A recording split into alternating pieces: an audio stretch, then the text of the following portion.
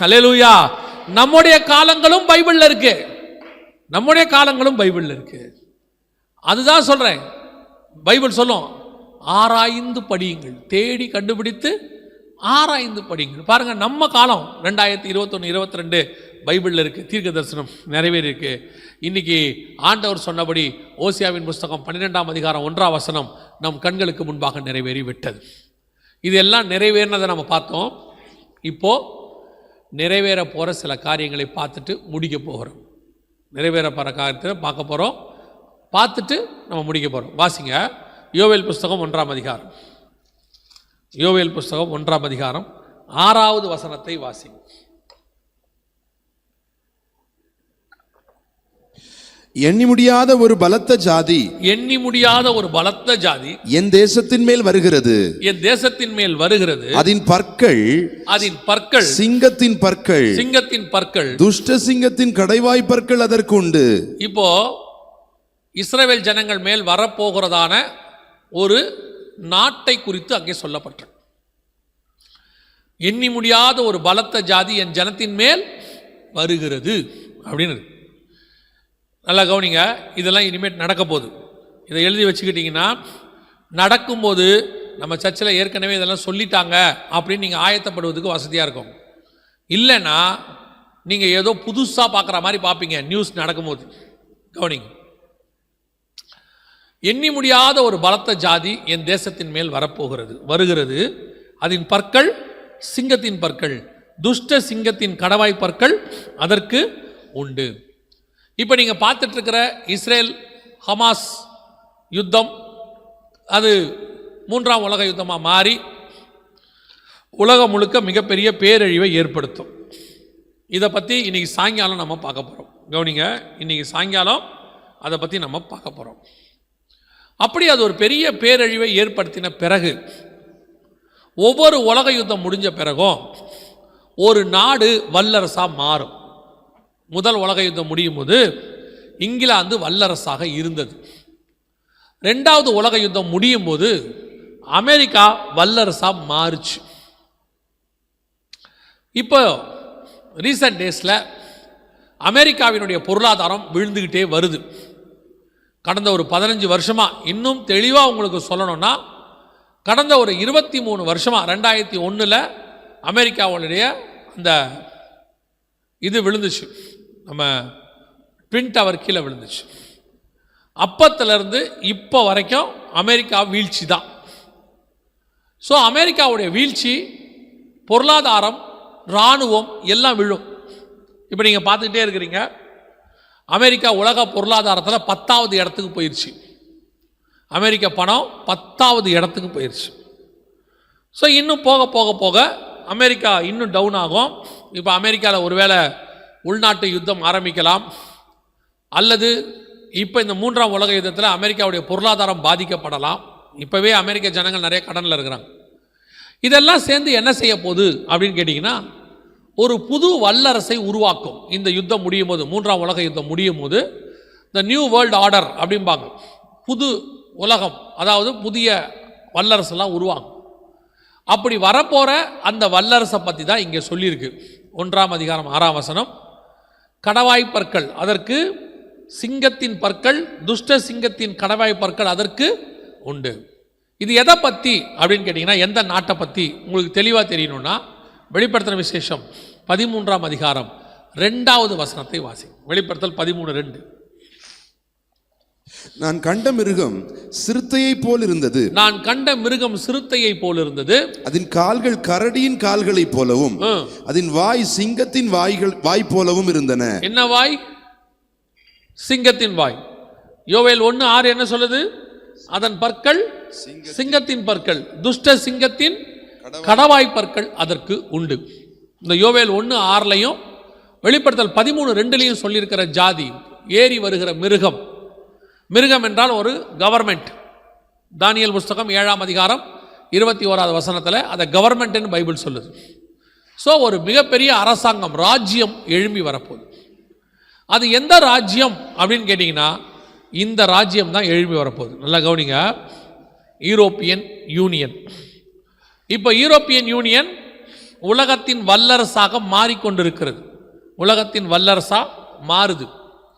அதாவது அமெரிக்காவுக்கு பதில் இவங்க தான் வரப்போகிறாங்க. இதுதான் யோவேல் 1:6 சொல்லப்பட்டவங்க. இவங்க தான் வெளிப்படுத்தல் 13:1 சொல்லப்பட்டவங்க. இவங்களை பற்றி தனி செய்தியை நம்ம பல நாட்கள் எடுத்திருக்கிறோம். வரப்போகிற அரசாங்கத்தை குறித்து என்ன செய்ய போகிறாங்க என்பதெல்லாம் நம்ம எடுத்திருக்கிறோம். ஸோ இவங்க தான் அடுத்த வல்லரசு. இவர்கள் தான் இஸ்ரவேலுக்கு விரோதமாக எழும்பி வருவார்கள். எதுக்கு நான் இதை உங்களுக்கு எடுக்கிறேன்னா, இந்த அரசாங்கத்தில் வரக்கூடிய கடைசி ராஜா தான் அந்தி கிறிஸ்து என்று வேதம் சொல்லுகிறது.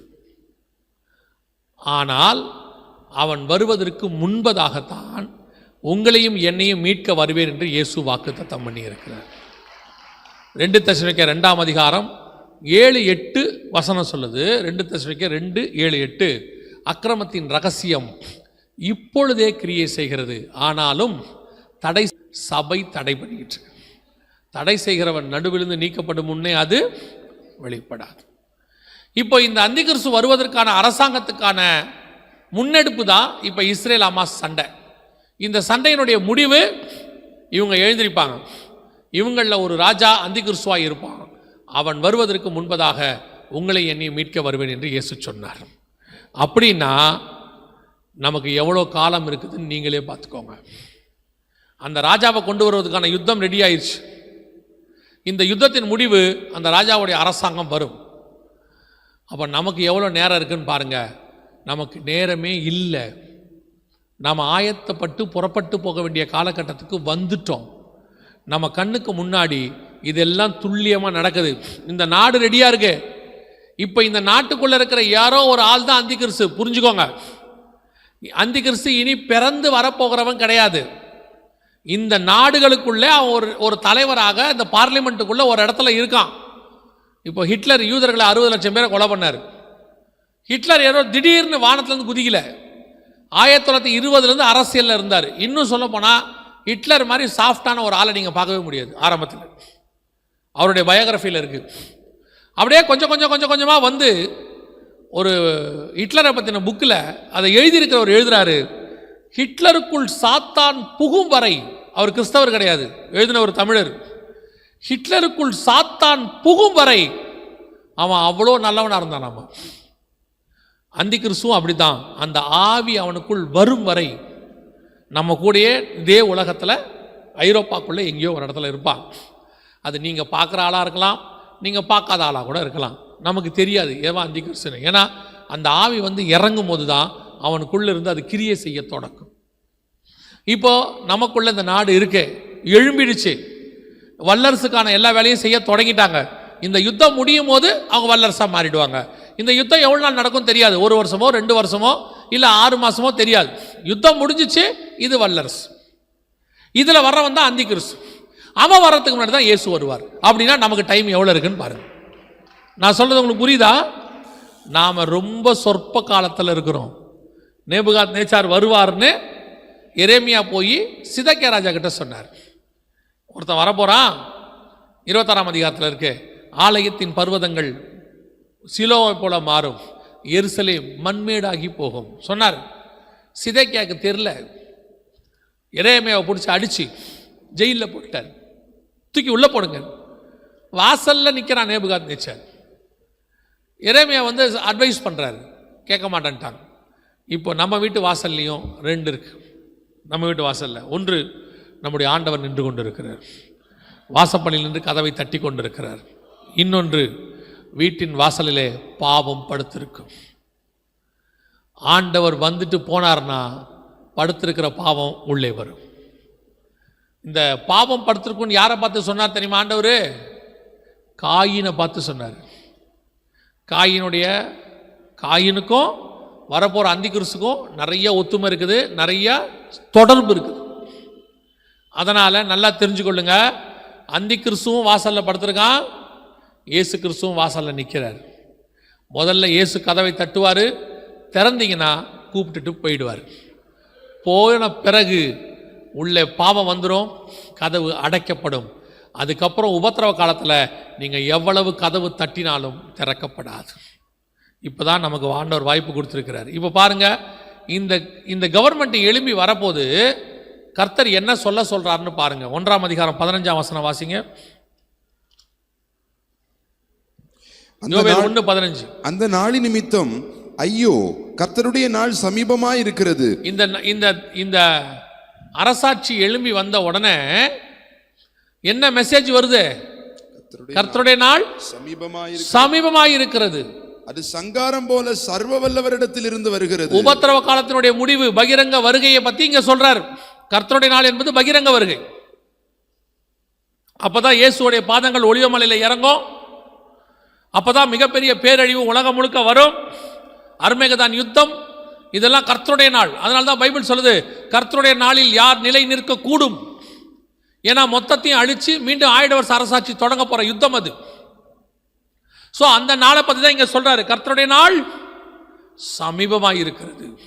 இந்த கவர்மெண்ட் வந்துச்சுன்னா, அந்த அந்திகிறிஸ்து வந்தானா 7 வருஷம் தான் அவனுக்கு கவர்மெண்ட், அவன் ஆட்சி செய்ய போறது. அந்த 7 வருஷத்தின் முடிவில் நடக்கிற விஷயத்தை தான் இங்க சொல்றாரு. 2ஆம் அதிகாரம் 1ஆம் வசனம். சீயோனிலே எக்காளம் ஊதுங்கள், சீயோனிலே எக்காளம் ஊதுங்கள், என் பரிசுத்த பர்வதத்திலே எச்சரிப்பின் சத்தமிடுங்கள். என்ன சத்தம்? என்ன சத்தம்? என் பரிசுத்த பர்வதத்திலே ஆசீர்வாத சத்தமிடுங்கள், என் பரிசுத்த பர்வதத்திலே சுகமளிக்கிற சத்தமிடுங்கள், என் பரிசுத்த பர்வதத்திலே வீடு வாசல் கொடுக்கப்படும் என்று சத்தமிடுங்கள். ஆனா வசனம் சொல்லுது, என் பரிசுத்த பர்வதத்திலே எச்சரிக்கை சத்தமிடுங்கள். இனி உங்களுக்கு எச்சரிப்பின் சத்தம் தான் முக்கியம்.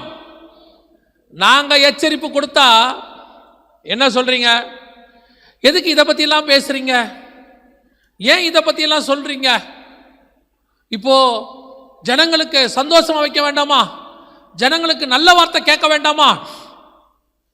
ஏன் சுனாமி வரும்போது சொல்லுங்களேன், கர்த்தர் உங்களுக்கு வீடு கொடுப்பார். ஓ சுனாமி வரப்போதியா?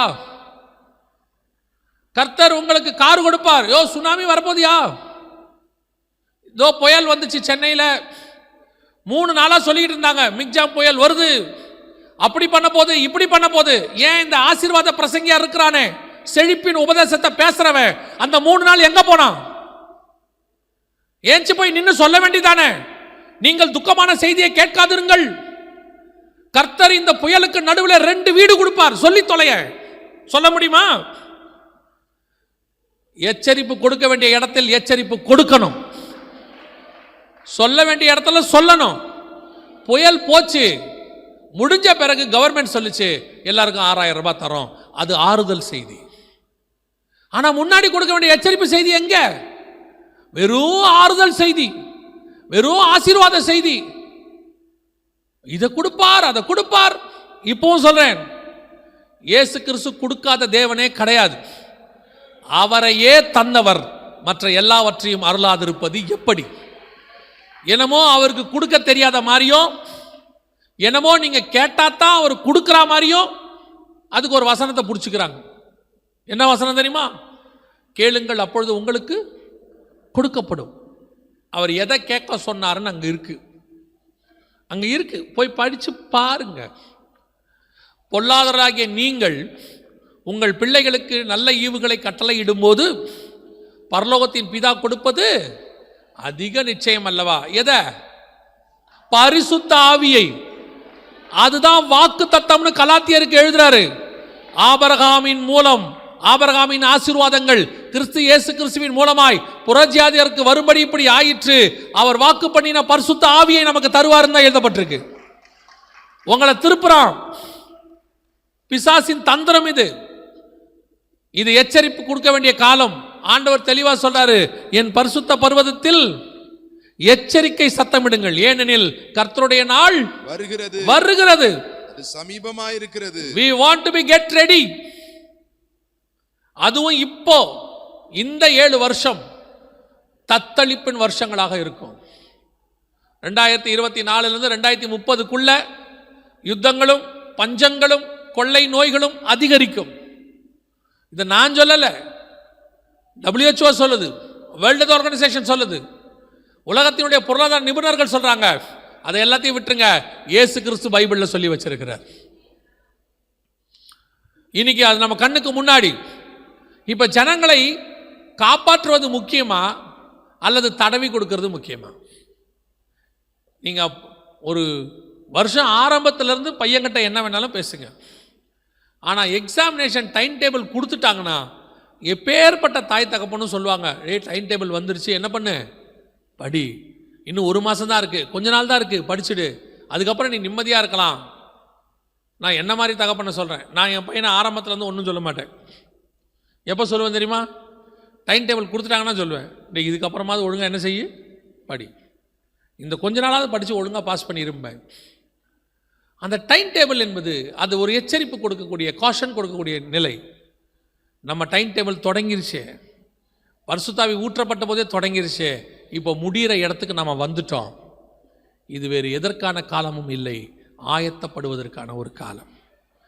கர்த்தருடைய நாள் சமீபமாக இருக்கிறது. கர்த்தருடைய நாள்னா திருப்பி சொல்கிறேன், ரகசிய வருகை இல்லை, பகிரங்க வருகை. அப்போ ரகசிய வருகை இல்லையா? இருக்கு. ரகசிய வருகை இல்லைன்னா உடனே இதை மட்டும் கட் பண்ணி யூடியூப்ல போடுவான். ரகசிய வருகை இல்லை என்று எம்டி ஜெகன் சொல்லுகிறார், இதை மட்டும் போடுவான். நான் ரகசிய வருகை இல்லைன்னு சொல்லலை. இந்த இடத்துல சொல்லப்பட்டிருக்கிறது எல்லாமே எதை பற்றி? பகிரங்க வருகையை பற்றி. கர்த்தருடைய நாள் என்பது எதை குறித்து? இயேசு பகிரங்கமாய் வந்து இறங்கி அர்மேதான் யுத்தத்தில் இந்த பூமியானது அக்கினிக்கு இரையாய் வைக்கப்பட்டிருக்குன்னு சொல்லலையா? 2 பேதுருவின் புஸ்தகம் 3ஆம் அதிகாரம் 9-10. கர்த்தருடைய நாள் இரவிலே திருடன் வருகிற விதமாய் வரும், அப்பொழுது வானங்கள் மடமடவென்று அகன்று போம், பூதங்கள் வெந்து உருகி போம், பூமியும் அதில் உள்ள கிரியைகளும் எரிந்து அழிந்து போம். இது பகிரங்க வருகைக்கானது. ஏன் கர்த்தருடைய நாள் இரவிலே திருடன் வருகிற விதமாய் வரும்? 16ஆம் அதிகாரம் வெளிப்படுத்தின விசேஷத்தை சொல்லுகிறாரு, இதோ திருடனை போல நான் வருகிறேன். பகிரங்க வருகை. சரி, இவ்வளவு இருக்கே பைபிள்ல, இவ்வளோ காரியங்கள் சொல்லப்பட்டிருக்கிறதே. ரகசிய வருகை, சபை எடுத்துக்கொள்ளப்படுதலை பற்றி இங்கே எங்கேயாவது இருக்குதா? இவ்வளவு கொடுத்துருக்கிற ஆண்டவர் சபை எடுத்துக்கொள்ளப்படுதல் இருக்குன்னா அதையும் கொடுத்துருக்கணும் இல்லை அப்படின்னு நான் கேட்பேன். ஏன்னா நான் அதுக்கு ஆயத்த பண்ணணும்னு நினைக்கிற ஆள். உபத்திரவ காலத்துக்கு முன்பதாகவே மனவாட்டிக்கு எச்சரிப்பு கொடுக்கப்படும். உன்னதப்பட்ட 5ஆம் அதிகாரத்தில் ஆண்டவர் வந்து கதவை தட்டுறார். என் மனவாளியே, என் புறாவே, என் உத்தமியே, கதவை திற. இப்போ அவள் திறக்க மாட்டேன்ட்டா, பேசிக்கிட்டே இருக்கா மனவாட்டி. அவள் சொல்கிறா, கால்களை கழுவினேன், இதோ வஸ்திரத்தை கலைந்தேன், பாதங்களை கழுவினேன், அதை எப்படி அழுக்காக்குவேன், பேசிக்கிட்டே இருக்கா. மணவாளன் போயிட்டாரு. அதுதான் முதலாவது ரகசிய வருகை. யாருக்கும் தெரியாமல் அவர் வந்து கதவை தட்டுறது. இதோ வாசப்படியிலிருந்து கதவை தட்டுகிறேன். யாருக்கு? சபைக்கு, மணவாட்டிக்கு. அப்போ திறக்கிற சபை தான் கூட போயிடும். கூட படுத்துக்கிட்டு பேசிக்கிட்டே இருக்கு பாருங்க சபை. கொஞ்சம் இது எதை பற்றி பேசிக்கிட்டு இருக்கு? பரிசுத்தத்தை பற்றி பேசிக்கிட்டு இருக்கோம். எதை பற்றி பேசிக்கிட்டு இருக்கு? வஸ்திரத்தை, நிர்வாணத்தை பற்றி பேசிக்கிட்டு இருக்கோம். அதனால தான் அந்த தட்டுற சபைக்கு ஆண்டவர் சொல்வார், லவோதிக்கேயாவை பார்த்து சொல்வார், நீ நிர்வாணம் உள்ளவனாக இருந்தும். அப்போதான் வசனம் 5ஆம் அதிகாரம் உன்னத பாட்டில் சொன்ன, நான் நிர்வாணமாக இருக்கிறேன். அவன் சொல்றா, வஸ்திரத்தை கலைந்தேன். லவோதிக்கேயாவை பார்த்து ஆண்டவர் சொல்றாரு, நீ நிர்பாக்கியம் உள்ளவனும் நிர்வாணமாய் இருந்தும் வாசப்படியிலிருந்து கதவை தட்டுகிறேன். அங்கேயும் தட்டுறாரு. ரெண்டும் ஒரே காரியம். லவோதிக்கேயா சபைக்கு தட்டுறது தான் அங்கே இருக்கு. இப்போ அவர் வந்துட்டு போயிட்டாரு. ரகசிய வருகை முடிஞ்சிருச்சு. யாருக்கும் தெரியாம கதவை தட்டுனது முடிஞ்சிருச்சு. இப்போ கதவை திறந்தா வசனம் சொல்லுது, என் நேசரோ போய்விட்டார். உடனே அவன் என்ன பண்றா தெரியுமா? போர்வையெல்லாம் எடுத்து போத்திக்கிட்டு ரோட்டில் தேடுறா, என் நேசரை பார்த்தீர்களா? வசனம் சொல்லுது, வழியிலே காவலர் அவளை பிடித்து அடித்து. அதான் உபத்திரவ காலம். சபைக்கு கூப்பிடும் போது போகாட்டி சபை வனாந்தரத்துக்கு போய் அடி வாங்குற காலம் ஒன்று உண்டு. வெளிப்படுத்தல் 12 ஆண்டவர் சொல்றாரு, மணவாட்டி வனாந்தரத்திற்கு ஓடி போனாள், சர்வம் அவளுக்கு முன்பாக நின்றது. உபத்திரவ காலம் வருது.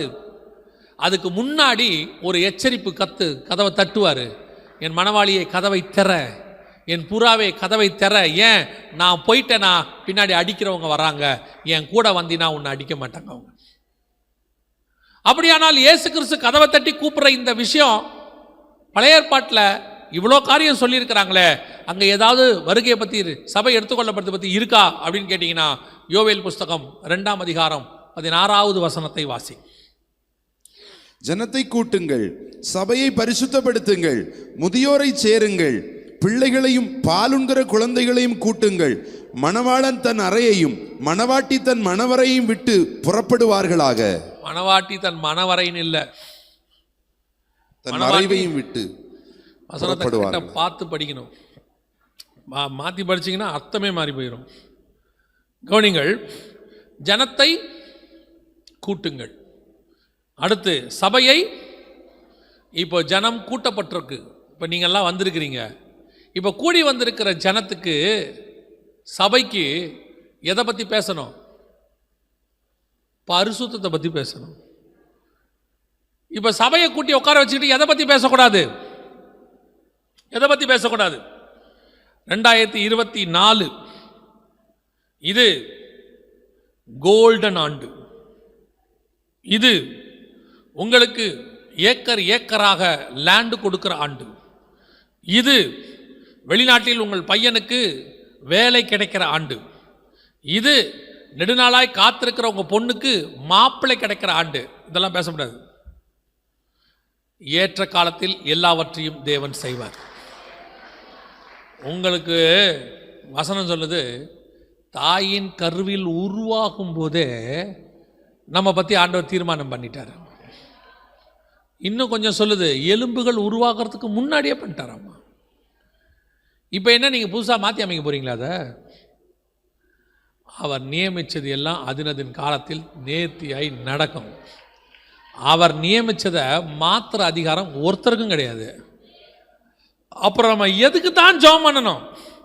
எதுக்கு தான் ஜெபம் பண்ணணும் தெரியுமா? எனக்கு இந்த பூமியில் வர வேண்டியது எல்லாம் தானாக வரும். இப்போ நீங்கள் மூச்சு இழுத்து விட்றீங்களா? ஆக்சிஜன் இழுத்து விட்றீங்களா? ஒரு நாளைக்கு எத்தனை தடவை விட்டீங்கன்னு தெரியுமா உங்களுக்கு? இது வரைக்கும் கணக்கு இருக்குதா? நீங்கள் பிறந்ததுலேருந்து தாயின் கருவில் உருவாகும் போதே ஸ்கேனில் பார்த்துட்டு சொல்லுவாங்க டாக்டர், ஹார்ட் பீட்டெல்லாம் கரெக்டாக இருக்குது. அப்படின்னா என்ன அர்த்தம்? அப்போவே நீங்கள் மூச்சு விட ஆரம்பிச்சிட்டிங்கன்னு அர்த்தம். உயிர் வந்துருச்சு. அப்பத்துலேருந்து இப்போ வரைக்கும் எவ்வளோ மூச்சு விட்ருக்கீங்கன்னு கணக்கு இருக்குதா? எத்தனை தடவை இழுத்து விட்ருக்கீங்கன்னு? இல்லை, எண்ணிக்கைக்கு அடங்காத அளவுக்கு மூச்சு இழுத்து விட்டுருக்குறோம். அவ்வளோ தடவையும் கர்த்தர் நமக்கு இழுத்து விடுவதற்கு நமக்கு உதவி செய்திருக்கிறார். கொஞ்சம் இழுத்து விடுவதற்கு உதவி செய்யாமல் விட்டார்னா கொண்டு போய் டியூப் மாட்டி படுக்க வச்சுருவாங்க. ஒரு சிலிண்டர் 300 ரூபா, 500 ரூபா, 1000 ரூபா. ஐசியூவில் போய் படுத்திங்கன்னா ஒரு நாளைக்கு 5000 ரூபா, 10,000 ரூபா. எதுக்குங்க? மூச்சு விடுறதுக்கு. மூச்சு திணறல் ஏற்பட்டுச்சு, மூச்சு விடுறதுக்கு கஷ்டமாக இருந்துச்சு. அதனால் ஐசியூவில் வச்சு எனக்கு வெண்டிலேட்டர் கொடுத்து நல்ல மூச்சு இப்போ சீராக வருது. எவ்வளோ ஆச்சு? 3 லட்சம். 3 நாளைக்கு உங்கள் மூச்சை சீராக விட வைக்கிறதுக்கு எவ்வளோ ஆச்சு? 3 லட்சம், 5 லட்சம், 10 லட்சம் ஹாஸ்பிட்டலில் பொறுத்து. ஆனால் நீ உருவான நாள்லேருந்து மூச்சு டெய்லி இவ்வளோ விட வச்சிருக்கிறாரு. எண்ணிக்கை கடங்காத தடவை, கணக்கே இல்லை. இதை செஞ்ச ஆண்டவருக்கு உனக்கு பூமியில் என்ன தேவைன்றதை செய்ய தெரியாது. ஏன்னா உங்கள் பூமியில் எது இருந்தாலும் மூச்சு விடாமல் போயிட்டீங்கன்னா வேலை முடிஞ்சு. பூமியில் எதை வேணா இருக்கட்டும், 4000 கோடி ரூபா சொத்து இருக்கட்டும், மூச்சு விடாண்டே முடிஞ்சு போச்சு. அப்போ இதையே கொடுத்தவர் இதெல்லாம் தரமாட்டாரா? இதுக்கு உங்களுக்கு ஒரு பிரசங்கம் தேவையா? உங்களுக்கு எதுக்கு பிரசங்கம் தேவை தெரியுமா? நீ என்னதான் மூச்சு விட்டாலும் 70, பலத்தின் மிகுதினால் 80. நீ நித்தியமாக ஒரு இடத்துக்கு வாழ போற. அங்கே போகிறதுக்கு நீ என்ன செய்யணும்னு சொல்லி கொடுக்கறதுக்கு தான் பிரசங்கம். இங்கே வாழ்கிறதுக்கானது எல்லாத்தையும் இந்த உலகமே சொல்லிக் கொடுக்கும். இல்லை இங்கே இருக்கும் யாராவது சொல்லி கொடுப்பாங்க, அது நடக்கும். என்னமோ உங்களுக்கு பணக்காரனே ஆக தெரியாத மாதிரி இப்போ புதுசாக வந்து சொல்லி கொடுக்குறாங்க. பணக்காரனாவது எப்படி? பொருளாதார ஆசீர்வாத மாநாடு, உங்கள் பொருளாதாரத்துக்கான ஜெபம். ஏன் இல்லைன்னா நீங்கள் சரி நீங்கள் அப்படி ஜெபம் பண்ணிக்கிங்க. இந்த உலகத்தில் கோடீஸ்வரனாக இருக்காமல்ல, இந்தியாவில் பணக்காரன் நம்பர் 1 நம்பர் 2, இவன் எல்லாம் எந்த உபவாச ஜெபத்தை அட்டன் பண்ணி கோடீஸ்வரன் ஆயிருக்கான்? நீங்கள் உபவாச ஜெபம் அட்டன் பண்ணி அவனை மாதிரி கோடீஸ்வரன் ஆனீங்கன்னா, ஆனால் நீங்கள் யாருடைய உபவாச ஜெபத்தை அட்டன் பண்ணுறீங்களோ அவன் கோடீஸ்வரன் ஆயிடுவான். நான் சொல்றது புரியுதா? இந்த பொருளாதாரத்துக்கு ஆசீர்வாதத்துக்கு கூப்பிடுறவன் இதெல்லாம் நிறுத்திட்டு சபை எதுக்கு கூடணும் தெரியுமா? சபையை கூட்டுங்கள், சபையை பரிசுத்தப்படுத்துங்கள். காரணம் என்ன தெரியுமா? என்னை பார்க்க ஒருத்தர் வரப்போறாரு. அவர் எப்படிப்பட்டவர் தான்? அவர் பரிசுத்தர். அவரை பார்க்கணுன்னா நானும் பரிசுத்தனாக இருந்தால் தான் பார்க்க முடியும், இல்லைன்னா பார்க்க முடியாது. இயேசுவை பார்க்கணுன்னா நான் என்னவா இருக்கணும்? பரிசுத்தமாக இருக்கணும். ஓ, அவர் பாவியை நேசிக்கிறவர். ஆண்டவர் எந்த பாவியும் கூட்டுவார்? ஆண்டவர் பாவியை நேசிக்கிறார், பாவத்தை அல்ல. எதை அல்ல? பாவத்தை அல்ல. நான் பாவியாக இருந்தேன், ரத்தத்தால் கழுவி நீதிமானாக்கினார். எதுக்கு ஆக்கினார்? அவர் பரிசுத்தராக இருப்பது போல நான் பரிசுத்தராக்கிறதுக்காக என்னை மாற்றி இருக்கிறேன். எஸ்தர் ராஜகுமாரத்தை கூப்பிடுறாங்க, ஏகா கூப்பிடுறாரு, 7 தாதிமார்கள் கையில் ஒப்படைக்கிறார். ஒப்படைச்சு சொல்றாரு, 6 மாதம் வெள்ளை போலத்தினாலும் சுகந்த வர்க்கத்தினாலும் இந்த அம்மாவை கந்த வர்க்கத்தினாலும் சுத்திகரிங்க. அடுத்த 6 மாதம் பெண்களுக்குரியதான சுத்திகரிப்பு முறைமையின்படி சுத்திகரிங்க. வருஷம் ஃபுல்லாக சுத்திகரிங்க. என்ன சொல்றீங்க? எதுக்கு 12 மாதம் சுத்திகரிக்கணும்? 365 நாள் சுத்திகரிங்க, சுத்திகரிங்க. சுத்திகரிப்பு நடந்துகிட்டே இருக்கு. எஸ்தருக்கு போய் படிச்சு பாருங்க, இருக்கு 2ஆம் அதிகாரத்தில். சுத்திகரிப்பு நடந்துகிட்டே இருக்கு. எப்படி? 12 மாதம். 6 மாதம் ஆசாரியனுக்குரிய சுத்திகரிப்பு, வெள்ளை போலத்தினாலும் சுகந்த கந்தர்வத்தினாலும் அவளை சுத்திகரிங்க. அடுத்த 6 மாதம் ஸ்திரீகளுக்குரியதான சுத்திகரிப்பினால் சுத்திகரிங்க. அது சபைக்குரியது, மனவாட்டி எல்லாம் சுத்திகரிச்சாச்சு. 12 மாதம் நடந்துகிட்டே இருக்கு. எஸ்தர் கேட்பாங்க, இப்படி டெய்லி சுத்திகரிக்கிறீங்களே, சுத்திகரிக்கிறதுனா சாதாரண விஷயம் இல்லை. இப்போ போய் நம்ம பிள்ளைகிட்ட சொல்லி பாருங்க, டெய்லி குளின்னு. அதுக்கு அதாலே முடியாது. டெய்லி குளிக்கிறதுக்கே எல்லாம் யோசிக்குது. இப்போ குளிக்கணுமா? ஸ்கூலுக்கு போயிட்டு வந்து மொத்தமாக குளிச்சுக்கிட்டா? அன்னைக்கு ஒரு பையன் கேட்குறான், நேற்று தான் குளித்தேன், இன்னைக்கும் குளிங்கிறாங்க. குளிக்கிறதுக்கே அவன் டென்ஷன் ஆகிறான். எஸ்தரை வெள்ளை போலம், கசப்பு. வெள்ளை போலம் எப்படி இருக்கும்? கசப்பு, அதோட டேஸ்ட் போட்டு சுத்திகரிக்கிறான். 12 மாதம். எஸ்தர் கேட்பாங்க, ஏகா இவ்வளவு 12 மாதம் ஒரு நாள் விடாம என்னை சுத்திகரிக்கிறியே, எவ்வளோ நாள்? என்ன நடக்க போகுது? ஏகா சொல்லுவாரு, ஒரே ஒரு தடவை ராஜா உன்னை கூப்பிடுவார்.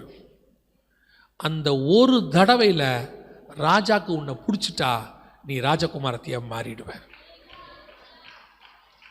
ஆனால் பிடிக்காம போச்சு, அதுக்கப்புறம் நீ ராஜகுமாரத்தையே மாற முடியாது.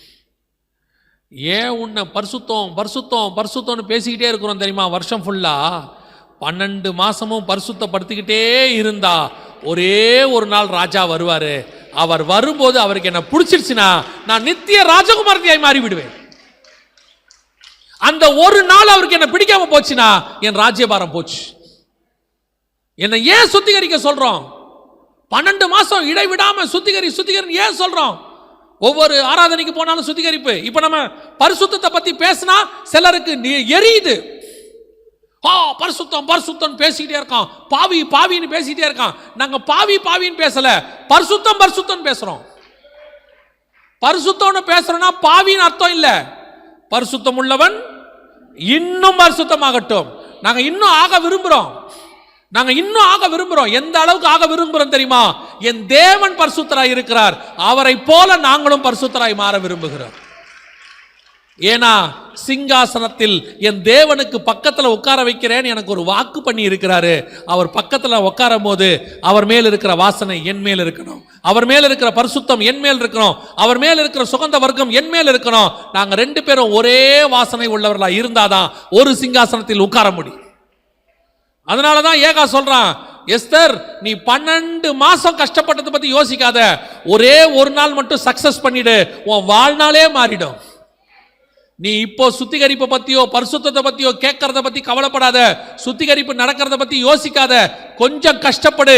நம்முடைய ராஜா ஒரே ஒரு நாள் வரப்போகிறார், ஒரு இமை பொழுது, ஒரு நிமிஷம். அன்னைக்கு நீ பாஸ் ஆயிட்டினா உன்னை என்னை கொண்டு போய் நித்திய ராஜகுமாரத்தையை பக்கத்தில் குறைச்சிக்கொள்ளும். அதுக்கு தான் சொல்லிட்டு இருக்கிறோம், சபையை கூட்டுங்கள், ஜனத்தை கூட்டுங்கள், சபையை பரிசுத்தப்படுத்துங்கள். இப்படி பண்ணிட்டே இருக்கும்போது வசனம் சொல்லுது, மணவாளன் தன் அறையை விட்டு வரப்போகிறார். அவர் இப்போ பிதாவினுடைய வலது பார்சத்தில் உட்கார்ந்துருக்கிறார். அவர் ஒரு நாள் புறப்பட்டு மத்திய ஆகாயத்துக்கு வருவார். மணவாளன் தன் அறையை விட்டு வருவார். அப்பொழுது மணவாட்டி தன் மறைவையும் விட்டு, எந்த மறைவு?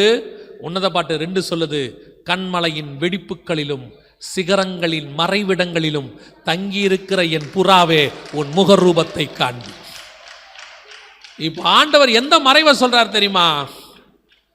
இது கர்த்தருடைய நாள் இல்ல, இது மப்பும் மந்தாரமான நாள் இல்ல, இது அக்கினிக்கு இரையாகிற நாள் இல்ல, இது அந்தகாரமான நாள் இல்ல, இது வேற நாள். இது என்ன நாள் தெரியுமா? என் மணவாட்டியை பார்க்க நான் மத்திய ஆகாயத்துக்கு வருவேன். அது வரைக்கும் கண்மலையின் வெடிப்புகளில, சிகரங்களுக்குள்ள, சபைக்குள்ள, ஏதோ ஒரு மூலையில, ஏதோ ஒரு ஏரியாவில் யாருக்கும் தெரியாம பரிசுத்தம் பரிசுத்தம் பரிசுத்தம் பரிசுத்தம்னு ஒன்று உட்கார்ந்துருச்சு. அந்த மணவாட்டியை கூட்டிட்டு வா, நாங்கள் புறப்பட்டு என் பிதாவினுடைய வீட்டுக்குள்ளே பிரவேசிக்க போகிறோம். இதுக்கு தான் கர்த்தர் உன்னை கூப்பிட்டுருக்கிறார். இதுக்கு தான் நம்முடைய அழைப்பு. அப்படின்னா நமக்கு கெடுக்கப்பட்டிருக்கிற நேரம் எவ்வளோன்னு பாருங்க. இப்போ இந்த ராஜ்யம் எழும்பிருச்சு, எச்சரிக்கை சத்தம் வந்துடுச்சு. ராஜா வருகிறார், எச்சரிக்கை சத்தம் வந்துடுச்சு. அப்படின்னா மணவாளன் எப்போ வேணாலும் புறப்படுவார். அவர் வரும் நாள் நமக்கு தெரியாது, நாளிகை தெரியாது. நமக்கு ஒன்றே ஒன்று தெரியும், அவர் கூப்பிட்டா நான் பறந்து மேலே அவரோடு கூட போவேன். கண்மலையின் வெடிப்பில் தங்கியிருக்கிற, மறைவில் தங்கியிருக்கிற நான் அவரை சந்திக்கும்படி புறப்பட்டு போவேன். அந்த நிச்சயம் உங்களுக்கு இருக்கா? நம்ம கண்ணுக்கு முன்னாடி எல்லாம் நடந்துருச்சு. இவ்வளவும் பழைய ஏற்பாட்டில் இருக்கு. இவ்வளவு எங்க இருக்குது? பழைய ஏற்பாட்டில் யூத ஜனங்க கிட்ட கொடுத்த வேதத்துக்குள்ள இவ்வளத்தையும் மறைச்சு வச்சிருக்கிறாரு. இதை காண்கிற கேட்கிற நீங்கள் உங்களை தேவனை சந்திப்பதற்கு ஆயத்தப்படுங்கள். ராஜா வெகு சீக்கிரத்தில் வரப்போகிறார். மணவாளன் புறப்பட போகிறார். அவர் புறப்பட்டு வந்து மத்திய ஆகாயத்தில் நம்மை அழைத்து கொண்டு போக போகிறார். அப்போ பரிசுத்தம் இல்லாமல் ஒருவனும் தேவனை தரிசிக்க முடியாது. சபை ஆயத்தமாக வேண்டிய இடத்துக்கு வந்துருச்சு. இனி காலம் கண்டிப்பாக செல்லாது. இனி காலம் செல்லாது. எலிசா சொல்ற மாதிரி இனி தோட்டங்களையும் தோப்புகளையும் ஒலிவ தோப்புகளையும் வீடுகளையும் வாங்குவதற்கான காலம் இது அல்ல. இது என்ன காலம் தெரியுமா? சுத்திகரிப்பின் காலம். சுத்திகரிப்பின் காலம். பாஸ்டர் உரிமையில் எங்கிட்ட டேட் கேட்டேன்னாரு. அதே உரிமையில் நான் அவர்கிட்ட ஒன்று சொல்ல போகிறேன். ஏன்னா அவருடைய வாஞ்சையை நான் பார்க்குறேன். இந்த மாதிரி கூட்டங்கள் நீங்கள் நிறைய வைக்கிறதுனால சபைக்கு சுத்திகரிப்பின் பண்டிகைன்னு ஒன்று வைங்க. ஜனங்கள் சுத்திகரிக்கப்படட்டும். பரிசுத்தத்தை பற்றி டெய்லி ஒரு வாரமோ, உங்களால் எவ்வளோ முடியுமோ 3 நாளோ 1 வாரமோ ஜனங்களை சுத்திகரித்து ஜனங்களுக்குள்ள ஒரு நிச்சயம் வரணும். என் இயேசு வந்தால் நிச்சயம் நான் அவரை சந்திப்பேனுங்கிறதான ஒரு கான்ஃபிடென்ட் உள்ளுக்குள்ளே வந்துடணும். அப்படி ஒரு சுத்திகரிப்பு பண்டிகையோ, ஏன்னா பைபிளில் சுத்திகரிப்பு பண்டிகைன்னு ஒன்று இருக்குது, பைபிளில் இருக்குது. அந்த சுத்திகரிப்பு பண்டிகையை நம்ம வச்சு ஜனங்களை சுத்திகரிப்பு செய்து ஆவி ஆத்மா சரீரம் எல்லாம் தேவனை சந்திக்கும்படி ஆயத்தப்படுத்தினாலே போதும். நம்முடைய ஆண்டவர் நமக்கு தேவைகளை எல்லாம் சந்திக்க வல்லமை உள்ளவராக இருக்கிறார். ஏன்னா வசனம் சொல்லுது, இந்த சுத்திகரிப்புக்கு இருக்கிற கன்னிகைகள் என்ன கேட்டாலும் கிடைக்கும் என்று வேதம் சொல்லுது. எஸ்தர் புஸ்தகத்தில் இப்படி இருக்கு. அந்த சுத்திகரிப்புக்கென்று, ராஜாவுக்கென்று சுத்திகரிப்புக்கு ஒப்பு கொடுக்குற கன்னிகைகள் இருக்கிறாங்கல்ல, அவர்கள் என்ன கேட்டாலும், இந்த வார்த்தை அப்படியே இருக்கு, என்ன கேட்டாலும் கிடைக்கும். நீங்கள் சுத்திகரிப்புக்கு ஒப்பு கொடுக்கும்போது இந்த பூமியில் உங்களுக்கு என்ன தேவையோ எல்லாவற்றையும் ராஜா கொடுப்பதற்கு வல்லமை உள்ளவராக இருக்கிறார். அல்லேலூயா, அல்லேலூயா. நாம் ஜெபிக்க போகிறோம். இப்பொழுது நம்ம எல்லாம் ஜெபிக்க போகிறோம். எழுந்திரிக்கலாமா? நாம் எழுந்திரிக்கலாமா? பாஸ்டர் என்னை எப்போ முடிக்கணும்னே சொல்லலை, அதனால் நான் பாட்டு நேரம் எடுத்துட்டேன், ரொம்ப நேரம். அதனால் நாம் இப்போ ஜெபிக்க போகிறோம்.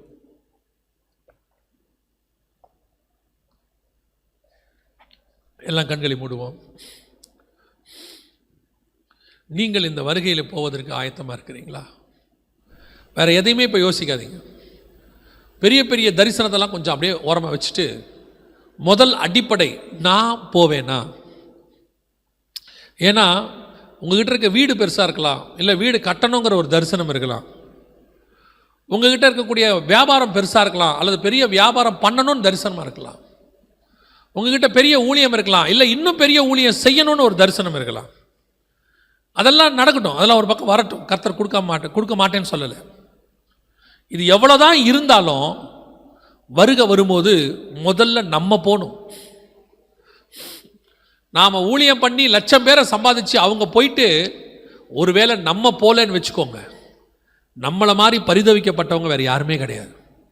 5.5 லட்சம் புருஷரை வழி நடத்தின மோசே அவங்களுக்கு கானானுக்கு வழி காட்டிட்டு அவர் கானானுக்குள்ளே போகாமல் போயிட்டார். எத்தனையோ பேருக்கு அற்புத அடையாளங்களை செய்த யூதாஸ் அவன் வந்து சொல்கிறான், 2 பேராக போயிட்டு வந்து சொல்கிறாங்க. அதில் ஒன்று யூதாஸ். அவங்க சொல்கிறாங்க, பிசாசு ஓடிச்சு, வியாதிகள் சுகமானாங்க, சந்தோஷமாக வந்து சாட்சி கொடுத்தாங்க. அவ்வளோ பேரை சுகமாக்கிட்டு பிசாசெல்லாம் விரட்டின யூதாஸு கடைசியில் பிசாசு உள்ளே போகிறதுக்கு இடம் கொடுத்து நாண்டு கொண்டு செத்தான்னு இருக்கு. நாம் என்ன பண்ணிக்கிட்டு இருக்கோங்கிறது முக்கியம் இல்லை, எப்படி முடிக்க போகிறோங்கிறது தான் முக்கியம். விசுவாசத்தை துவக்கிறது முக்கியம் இல்லை, முடிக்கணும். நல்ல போராட்டத்தை போராடுறது மட்டும் இல்லை, ஓட்டத்தை முடித்தேன். நான் வருகை வரும்போது போகணும் ஆண்டவரே. ஒப்பு கொடுப்போமா? பரிசுத்தவாட்டி விதமாக சொல்கிறாங்க, அந்த நாளும் நெருங்கிடுதே, அதிவிரைவாய் நிறைவேறுதே. அந்த நாளும் நெருங்கிடுதே, அதிவிரைவாய் நிறைவேறுதே. மண்ணின் சாயலை நான் கலைந்தேத்தம் விண்ணின் சாயல் அடைந்திடுவேன், விண்ணின் சாயல் அடைந்திடுவேன். மண்ணின் சாயலை நான் கலைந்தேத்தம் விண்ணவர் சாயல் அடைவேன், விண்ணவர் சாயல் அடைவேன். தேவ சாயலாக மாறி தேவனோடிருப்பேன், நானும் தேவனோடிருப்பேன். எவ்வளோ வாஞ்ச பாருங்க அந்த மனவாட்டிக்கு, அந்த அம்மாவுக்கு எவ்வளோ ஒரு வாஞ்ச பாருங்க.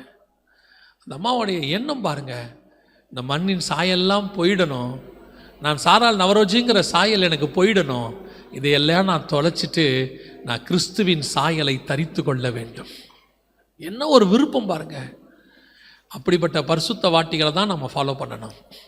அப்படிப்பட்ட பரிசுத்த வாட்டிகளுடைய பாட்டைத்தான் நம்ம பாடணும். அதுதான் நம்மளை உயிர்ப்பிக்கும், அதுதான் நம்மை கிறிஸ்துவுக்குள்ளே நிலைநிற்க பண்ணும். உங்களை மறுரூபம் ஆவதற்கு அது உதவி செய்யும். ஒப்பு கொடுப்போமா தேவ சமூகத்தில்?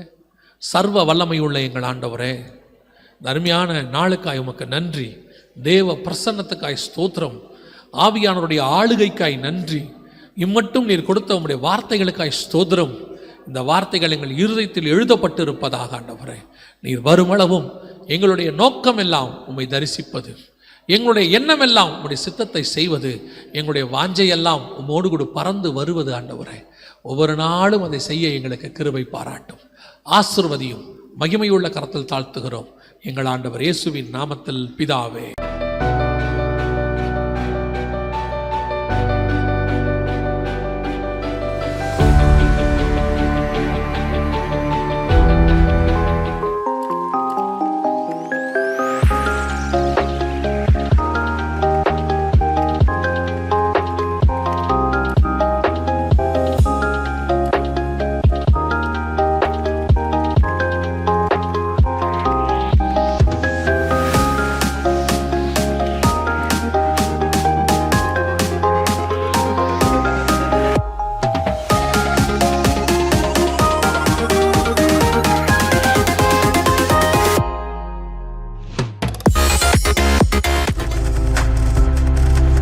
நீங்கள் பார்த்து கொண்டிருப்பது உங்கள் ஜாய் டிவி. உங்கள் துக்கம் சந்தோஷமாய் மாறும்.